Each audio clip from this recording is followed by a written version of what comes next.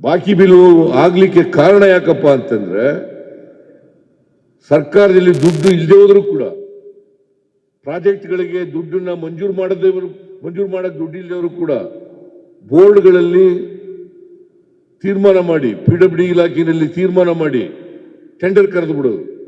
Tender ಕರೆದ್ಬಿಟ್ಟು ಪಾಪ ನಿಮ್ ತಪ್ಪಿಲ್ಲ, ಅದು ನೀವು ಕೆಲಸ ಮಾಡಿರ್ತೀರಿ, ಬಿಲ್ ಮೌಂಟ್ ಆಗ್ಬಿಡ್ತದೆ.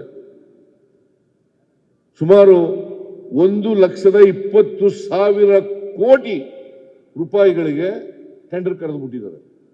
1,20,000 ಕೋಟಿ ಎಲ್ಲಿಂದ ಒಂದೇ ಸಾರಿ. ಈಗ ಯಾರು ಮೆಮೊರಾಂಡಮ್ ಓದ್ದವರು ಯಾರವರು ಅವ್ರು ಹೇಳಿದ್ರು ಎಲ್ಲ ಬಿಲ್ ಎಲ್ಲ ಒಂದೇ ಸಾರಿ ಚುತ್ತ ಮಾಡ್ಬಿಡಿ, ಏನ್ ಪ್ರಿಂಟ್ ಮಾಡ್ಲಾ?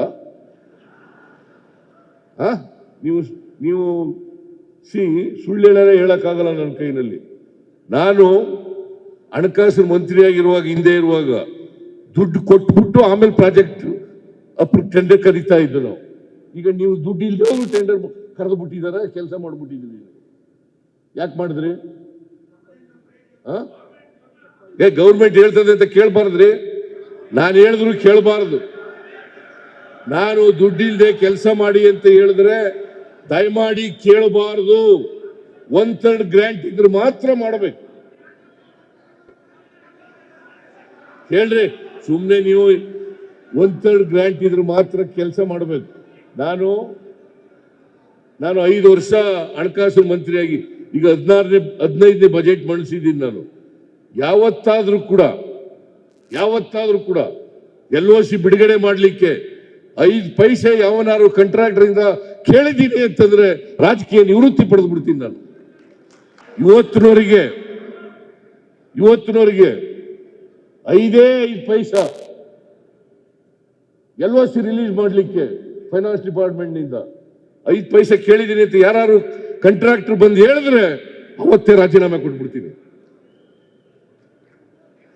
ಯಾಕಾಗಿದೆ ಅಂತಂದ್ರೆ ಭ್ರಷ್ಟಾಚಾರ ಜಾಸ್ತಿ ಆಗಿದೆ. ನಿಜ, ನಾನು ಭ್ರಷ್ಟಾಚಾರ ಇಲ್ಲ ಅಂತ ಹೇಳಕ್ ಹೋಗಲ್ಲ. ಭ್ರಷ್ಟಾಚಾರ ಒಮ್ಮೆಲೇ ಹೋಗೋದಿಲ್ಲ, ಹಂತ ಹಂತವಾಗಿ ಕಡಿಮೆ ಮಾಡಬೇಕಾಗ್ತದೆ.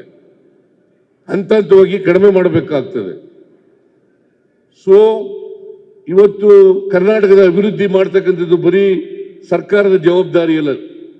ನಾವೆಲ್ಲ ಕೈ ಜೋಡಿಸಿದ್ರೇನೆ ರಾಜ್ಯದ ಅಭಿವೃದ್ಧಿ ಮಾಡಲಿಕ್ಕೆ ಸಾಧ್ಯ ಆಗ್ತದೆ ಅಲ್ವಾ? ನೀವು ಕಾಂಟ್ರಾಕ್ಟರ್ಗಳು ಕೂಡ